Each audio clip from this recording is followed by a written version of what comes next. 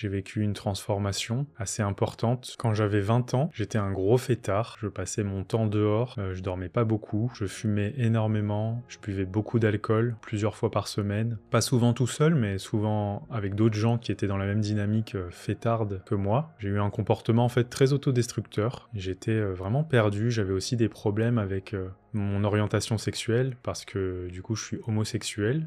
Mais c'est quelque chose que j'ai mis vachement de temps à accepter. Donc tout ça faisait un cocktail un peu explosif. En plus, j'avais des soucis avec mon père, très autoritaire, j'avais des problèmes de compréhension avec la famille. Ma vie aujourd'hui, elle est complètement différente. Elle a changé du tout au tout. Je me suis calmé, j'ai mis en place des routines qui m'apportent beaucoup de bien-être. C'est-à-dire que je médite, par exemple, depuis plus d'1 an. Tous les jours. Je vois une psychothérapeute aussi depuis plus de 2 ans, une fois par mois. Je fais beaucoup de sport, je fais du sport 2 à 3 fois par semaine. Je vais m'entraîner, je fais de la musculation, je fais aussi des exercices de cardio. Je suis avec mon copain, on vit une petite vie tranquille, on est très amoureux. On cultive dans notre couple la douceur, la bienveillance, en tout cas on essaye, on communique. Je suis végétarien aussi, j'ai arrêté de manger de la viande. J'essaye de prendre soin de mon environnement, de prendre soin de la planète, à travers de différents petits gestes, mais qui sont importants. Ce que je veux dire, c'est qu'en fait, j'ai vraiment vécu une transformation au cours des années. Si tu m'avais connu à l'époque, tu pourrais toi-même en témoigner. Tu serais, je pense, assez étonné de voir la personne que je suis en train de devenir, que je suis devenu, par rapport à la personne que j'étais avant. Certes, en grandissant, on s'assagit de manière générale. Plus on vieillit, moins on sort, moins on fait la fête, de manière générale. Moi, c'est quand même assez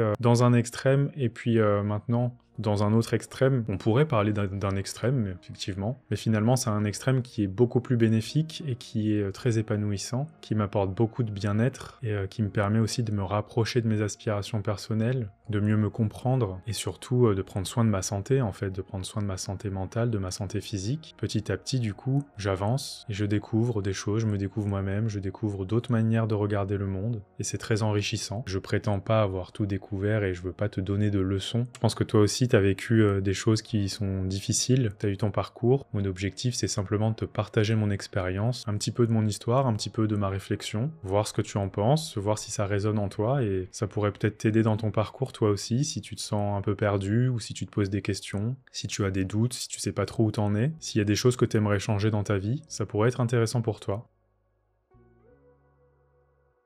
Si tu me connais pas, moi je m'appelle Samy. Depuis 4 ans maintenant, en fait, j'aide les personnes à développer leurs pratiques spirituelles, à améliorer leur bien-être. Toutes les personnes qui sont en quête, voilà, de connexion à elles-mêmes, de connexion à la nature. J'essaye de les aider à ma manière. Et petit à petit, les choses ont évolué. Maintenant, on propose des contenus digitaux avec des méditations guidées en audio. En fait, l'idée maintenant, c'est d'aller un peu plus loin dans l'aide qu'on peut apporter aux gens. Passer sur un côté, voilà, plus de développement personnel, de développement de la spiritualité, d'introspection. Et c'est d'accompagner du coup les personnes qui sont dans cette quête à s'épanouir, à trouver la sérénité. On crée beaucoup de contenu sur les réseaux sociaux, ce qui fait qu'il y a des personnes qui nous suivent, on a aussi un blog où il y a des personnes qui s'inscrivent, ce qui fait qu'on peut échanger, partager des articles, partager des notions. Et on a lancé un sondage une fois pour savoir de quoi les personnes avaient besoin, sur quoi les personnes avaient envie qu'on travaille. Les réponses à ce sondage concernaient beaucoup l'ancrage. Donc les personnes avaient besoin d'ancrage, envie d'ancrage. L'ancrage, c'est un peu ce qui nous apporte de la stabilité, ce qui nous permet d'être bien dans notre corps, bien dans notre tête, et d'avancer comme ça avec plus de confiance, plus de stabilité. Et les personnes avaient besoin de ça, et donc pour commencer à initier un programme, un accompagnement autour de l'ancrage, on a lancé un questionnaire où on a demandé aux gens, voilà, est-ce que tu te sens connecté à la nature, est-ce que tu te sens connecté à toi-même, comment tu te sens dans ton corps, etc. Différentes questions en fait en lien avec l'ancrage. Et dans l'ancrage, en fait, il y a une notion importante qui est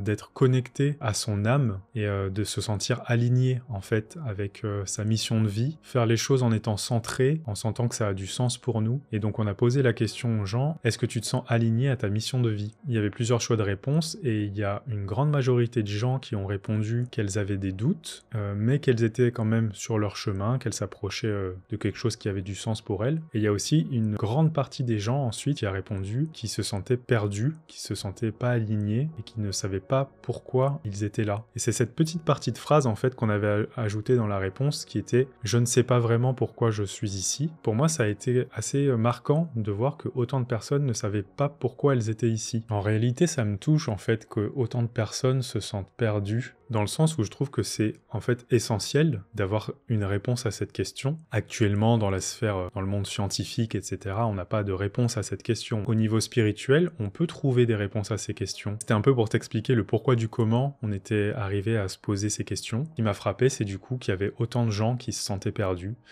Et je me suis dit, c'est quand même dommage parce que moi j'ai envie que les gens se sentent bien.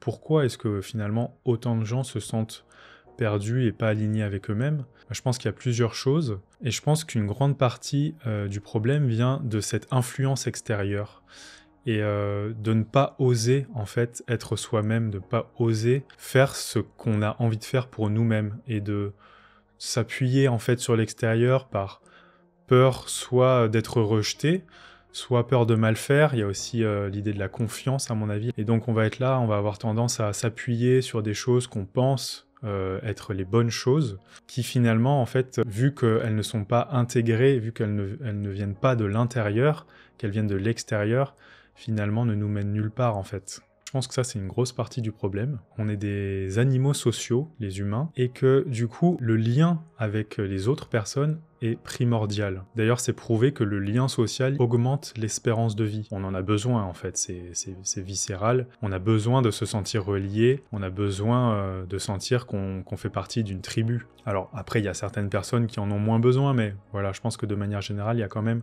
quelque chose d'important avec ce lien. Et ce que je veux dire, c'est que du coup, pour moi, j'avais l'impression de pouvoir m'appuyer sur les autres, en fait, sur l'école, sur le projet de société qui nous est proposé quand on arrive dans le monde, qu'on grandit. Il y a un projet en fait qui nous est proposé ici, ben là moi je suis en France, donc après chaque pays peut avoir des projets différents, mais voilà, on te propose quand même un cadre avec, tu arrives dans une famille, tu vas à l'école, on te propose différentes orientations, et il y a quand même, voilà, du coup, quelque chose qui t'est proposé. Donc moi je me suis dit, ben je peux m'appuyer sur ça en fait, j'ai juste à suivre les balises. Et sauf qu'en fait, le projet qui nous est proposé, il n'est pas du tout en rapport avec nous.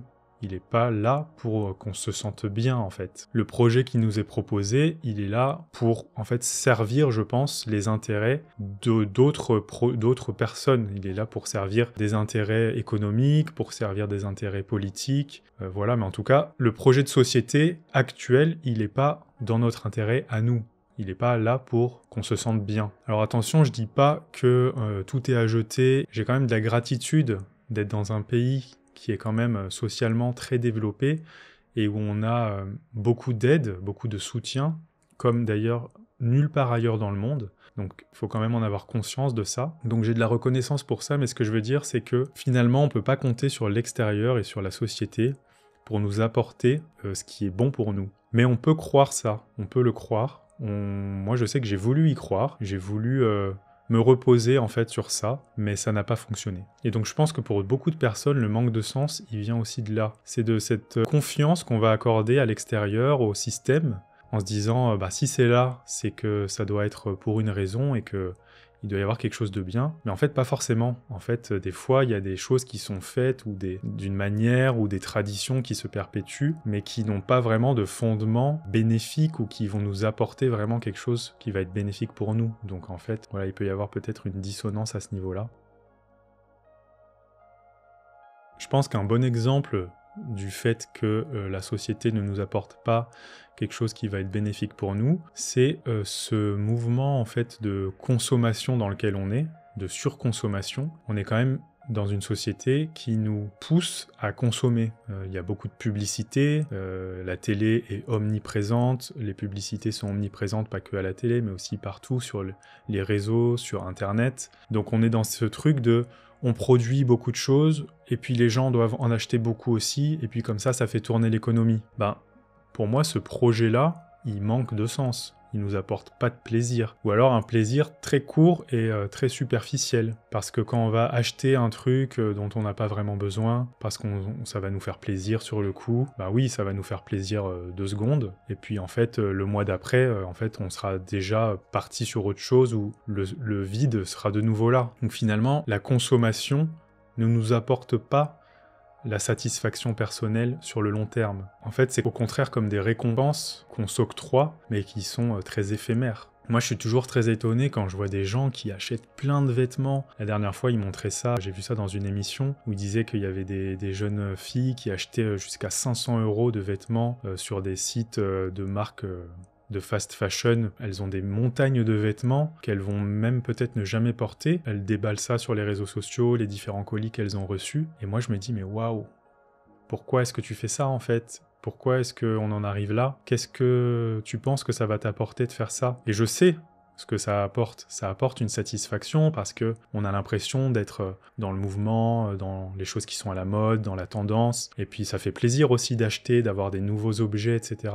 Mais ce matérialisme, ce consumérisme, en fait, il nous vide. Il nous apporte rien sur le long terme. Il nous apporte pas de substance. C'est pas nourrissant pour notre âme. En plus, on est dans le toujours plus d'argent, plus de vêtements, plus d'objets, plus vite, toujours plus. C'est comme une course en fait qui ne fait que nous donner de l'insatisfaction et qui ne s'arrête jamais. Tout ça est accentué par les réseaux sociaux actuellement, où on nous montre effectivement des personnes qui ont telle chose, qui ont telle réussite, qui affichent en fait certains attributs de leur succès dans certains lieux, etc., de prestige. C'est le luxe qui fait briller les yeux, les paillettes, avec les vies parfaites qui sont comme ça diffusées sur les écrans des personnes. Et donc on a cette image en fait d'idéal complètement faux en plus, comme si c'était ça qui apportait de la satisfaction et du bonheur, alors que quand on s'intéresse aussi finalement à ces gens qui ont beaucoup d'argent, qui ont beaucoup de succès, ben beaucoup sont malheureux en fait, parce que c'est pas du tout le matériel ni l'argent qui apporte du bonheur ou de la satisfaction personnelle, c'est pas ça qui apporte un sens à la vie.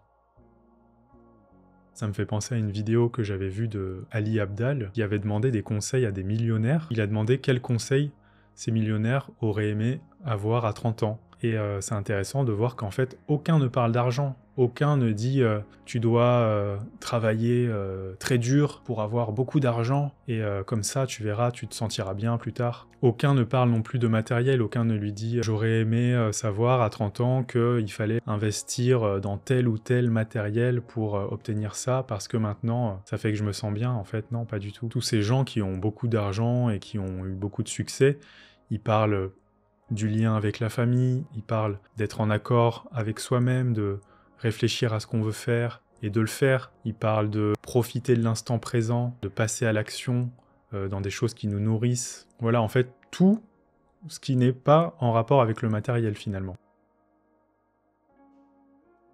Je pense que le plus gros piège qui nous éloigne de nous-mêmes, c'est le conformisme. C'est le fait de vouloir entrer dans une case, voilà, parce qu'on pense que comme ça on va être apprécié, aimé, qu'on va être dans une bonne case. Le fait de se conformer à une pensée, de ne pas la remettre en question. Je pense que ça, c'est le plus grand piège qui nous éloigne de nous-mêmes. De déplacer notre centre vers l'extérieur, dans le sens où penser que ce qui vient de l'extérieur a plus d'importance, plus de poids, plus de crédibilité que ce qui vient de l'intérieur. Et ça, c'est très dangereux. Dangereux dans le sens où ça peut nous amener beaucoup de mal-être et de problèmes, parce que du coup, on va dans des choses qui ne nous correspondent pas. On peut se retrouver du coup sur des chemins où on prend des décisions qui finalement nous font beaucoup de mal sur le long terme. Donc, finalement, le vrai problème, c'est de ne pas s'écouter, en fait. Justement, je pense que du coup, c'est ça qui nous épanouit vraiment, c'est de nous écouter, en fait. C'est quand on sent qu'on fait des choix en fonction de nous-mêmes, parce qu'on s'est écouté, parce qu'on s'est fait passer en priorité. Alors attention, après, se faire passer en priorité, il peut y avoir des notions d'individualisme, etc.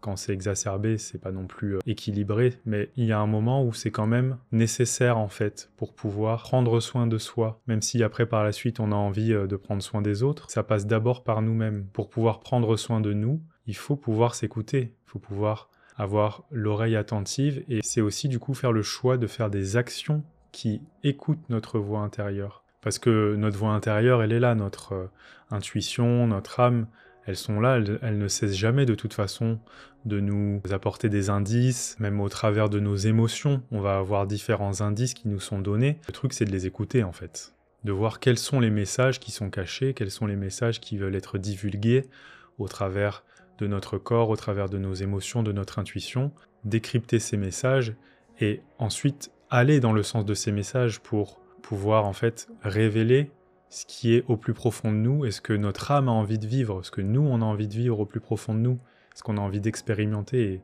Et c'est là le sens de la vie, en fait. Je pense qu'on est venu pour expérimenter quelque chose, que notre âme nous le crie, nous le dit, mais qu'on a tendance à pas l'écouter, en fait. Et ça passe par là, du coup, c'est primordial, je pense.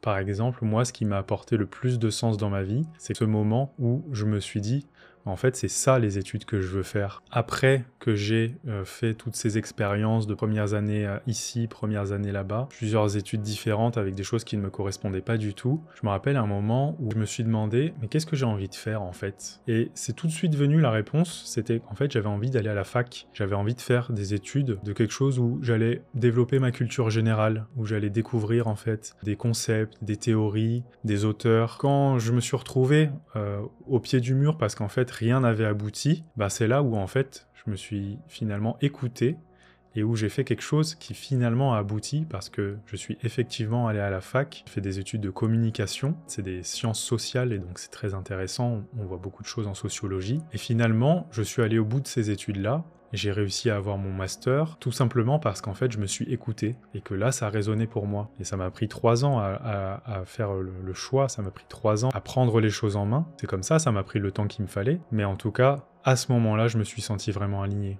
Il y a d'autres moments où je me sens vraiment aligné, c'est les moments où je fais du sport, les moments où je suis dans une activité physique. Je sens que ça, moi, ça me fait vraiment beaucoup de bien. Je sens que mon corps, il me dit merci, et après, quand je rentre, c'est vraiment... Je me sens dans un état, en fait, où je me dis « Ah, voilà, là, c'est bien ». Je pense que c'est parce que je suis une personne qui, à la base, est beaucoup dans le mental, beaucoup dans... On me disait quand j'étais petit que j'étais dans les nuages, dans la lune. Et donc, je pense que ce côté physique, de retrouver les sensations du corps, les sensations physiques, plus en rapport avec la terre, c'est un ancrage plutôt physique. Ça, moi, ça m'apporte beaucoup de bien. Mais après, ça va être différent pour chaque personne. On n'a pas besoin tous des mêmes choses. Enfin, après, on a tous besoin d'activité physique, mais... ça va peut-être pas nous apporter le même degré de satisfaction. Peut-être que pour toi, en fait, la satisfaction, elle va être ailleurs. Et c'est sur ça, en fait, que tu peux fixer ton attention. Il y a aussi les moments où je suis dans la nature. J'ai fait des grandes randonnées dans les Alpes, par exemple, où là, c'était vraiment waouh. Une connexion, en fait, avec l'environnement, avec la beauté de la nature, c'est tellement magnifique que là, ben, il n'y a plus rien en fait, il n'y a plus de mental, il n'y a plus d'ego, on est face à cette immensité, ces montagnes, ces paysages incroyables, et en fait là moi je me sentais dans des conditions comme ça vraiment profondément connecté à moi-même, à mon âme, et aussi je ressentais beaucoup de gratitude de pouvoir vivre ça. Et c'était quand même aussi en lien avec ce côté physique, parce qu'il y avait un petit côté de dépassement de soi dans ces randonnées, donc moi ça m'apporte toujours beaucoup de plaisir, beaucoup de joie. C'est ces moments-là où je me sens vraiment vivant. C'est plus facile, je dirais, de se sentir vivant dans des moments comme ça qui sont très merveilleux, dans des endroits merveilleux. Mais il y a des petits moments, par exemple, où je me sens pleinement vivant, qui sont quand je fais des colis pour la boutique, que je mets de la musique, et il y a des musiques que vraiment j'adore, et je vais danser en faisant les colis, ou je vais bouger, je vais chanter. Là, vraiment, je m'amuse. Et en fait, ces moments, je me sens vraiment vivant pleinement, je me sens très joyeux, je suis heureux, en fait, dans ces moments-là. Et c'est des choses toutes simples, en fait, c'est juste que... je danse et que je chante sur une musique que j'aime bien. Mais en fait, ça fait vibrer mon âme, j'adore. Toi aussi, il y a sûrement des moments où tu as dû ressentir ça. Après, en fonction de ton parcours, peut-être que c'est plus difficile à voir, mais je suis sûr qu'il y a un moment où tu t'es senti, au moins un moment où tu t'es senti pleinement vivante, pleinement vivant. Ça serait lequel ? Bon, peut-être que tu te dis, c'est bien beau tout ça, mais bon, concrètement, comment est-ce qu'on fait pour retrouver du sens ? Je pense qu'il y a plusieurs étapes, et qu'une des étapes primordiales, ça va être du coup de se défaire du conformisme, de se détacher des attentes extérieures, des injonctions sociales, des attentes de notre famille, de ce qu'on pense que les autres vont dire de nous, ou de ce qu'on devrait faire parce que c'est bien vu, ou parce que ceci, tout ce qui vient de l'extérieur. Je pense que ça, si on n'arrive pas à prendre un pas, à prendre du recul par rapport à ça, je pense que c'est très difficile de retrouver du sens, donc à mon avis, c'est vraiment quand même une étape primordiale. Ensuite, revenir à soi, une fois qu'on s'est détaché de l'extérieur, se reconnecter à soi, à son corps, s'ancrer, se reconnecter à ses émotions, à son intuition, voilà, ressentir les choses pour pouvoir s'écouter en fait. Une fois qu'on arrive du coup, qu'on a les oreilles ouvertes, qu'on a la conscience qui est pleinement là, à l'écoute de nous-mêmes, là on peut commencer à se poser des questions. Qu'est-ce qui me fait me sentir vivante, vivant ? Qu'est-ce que j'apprécie ? Quelles sont mes qualités ? Etc. Là, on va pouvoir après faire des introspections qui sont plus poussées, qui nous amènent petit à petit à retrouver le fil en fait du sens de notre vie. Il y a une étape après qui est de sortir de l'introspection et de la réflexion. Je pense qu'il y a beaucoup de gens qui savent ce qui les rend heureux, qui savent vers quoi ils doivent aller, mais qui ne font pas le pas parce qu'après il y a des peurs, des blocages. Du coup, on va pas passer à l'action. Donc là, à mon avis, il y a un travail à faire sur le passage à l'action, mais tout ça, en fait, il y a des méthodes après pour y arriver, il y a des moyens d'être aidé pour ça. C'est des choses qui sont étudiées. Il y a beaucoup de livres, beaucoup d'études scientifiques sur ces notions, d'une part d'introspection, d'autre part sur le passage à l'action, la motivation. En fait, on peut s'appuyer sur tout ça pour retrouver du sens, pour s'aligner à notre mission de vie. Du coup, après, chaque personne va être à un point différent dans son cheminement, dans son parcours, mais je pense que dans tous les cas, on gagne à revenir à la base, se reposer les questions. Est-ce qu'il y a des croyances que j'ai, des croyances limitantes? Est-ce qu'il y a des injonctions sociales que j'ai intégrées? Est-ce qu'il y a des comportements qu'on a ou des choses qu'on fait dans la vie aujourd'hui, des situations dans lesquelles on est, qui en fait ne nous correspondent pas et qu'on a intégrées de l'extérieur? De comprendre en fait de quoi il s'agit quand on parle de sens de la vie, de la mission de vie, etc. De comprendre quelles sont les notions, de décorréler ça du métier, décorréler ça des images un peu figées qu'on pourrait avoir. En fait, revenir à mon avis sur chaque étape comme ça va être très bénéfique dans tous les cas, peu importe après où on en est dans notre parcours, parce que ça permet justement de faire un point et de poser les briques petit à petit pour être sûr en fait que les choses se font dans le bon sens, dans le sens de nous-mêmes, dans le sens de toi-même en fait. Je pense que c'est pas forcément évident de se poser ces questions pour tout le monde parce que ça nécessite quand même d'avoir du recul, d'avoir de la compassion aussi pour soi-même, de se pardonner aussi parce que on peut se sentir coupable de se dire « Ah mais j'ai été influencé par telle personne, par telle personne ». Enfin moi je sais que personnellement j'ai déjà ressenti ça, de la culpabilité de m'être fait influencer. Ça apporte rien en fait, ça c'est une spirale négative du mental qui nous enlise en fait dans quelque chose qui va pas nous permettre de nous épanouir. Ce qui m'a aidé, c'est de comprendre que moi en fait j'ai fait de mon mieux au fur et à mesure avec les choses que j'avais apprises, avec les choses que je pensais bien, et j'en suis arrivé là où j'en suis. Et c'est pas grave si je me suis trompé de chemin un moment, c'est pas grave si j'ai pris une mauvaise décision, si je me suis laissé influencer. Ce qui compte, c'est que là, je sois là, en train de me poser des questions sur moi-même, et en train de trouver des réponses, et en train d'avancer, et de faire ce travail, en fait, de développement. Je me fixe sur ça, et ça me motive, du coup, à avancer, parce que je vois que, il y a des choses qui se débloquent, et en fait, je vois que je me retrouve, que je me suis retrouvé, et ça me fait du bien.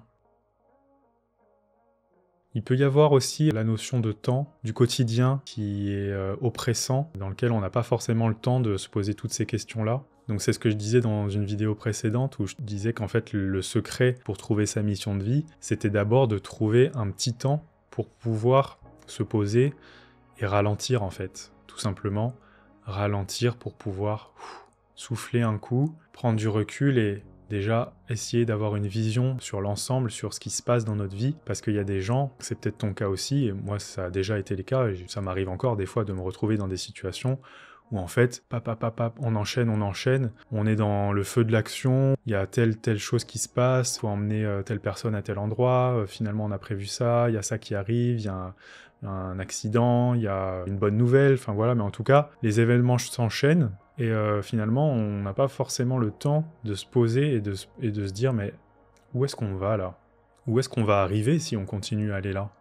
Donc ouais, je dirais lever le pied aussi, prendre la décision en fait de lever le pied et de se retourner vers soi, faire un pas vers soi pour s'écouter. Parce qu'en fait, on le mérite. On mérite d'être heureux, on mérite d'être épanoui. On n'a qu'une vie, on mérite qu'elle soit resplendissante, on mérite qu'elle soit belle.